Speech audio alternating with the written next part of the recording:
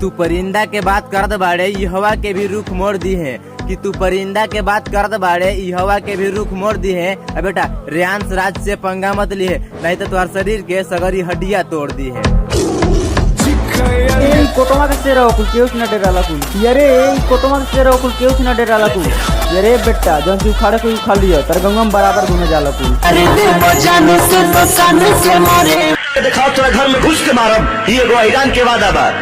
अरे के हाथ पे लगा के दिखाओ तोरा घर में घुस के मारब ये एगो हैरान के वादा बा। उम्र भले छोट बा बाकी पहचान तोरा बाप से भी ज्यादा बा। कि अरे तोर गंगा में गइले पर हमरा पे लागलो बैर कि अरे तोर गंगा में गइले पर हमरा पे लागलो बैर ते कमर बेरे सरवा तोर दीदिया गुल बे विनोद बैठक है।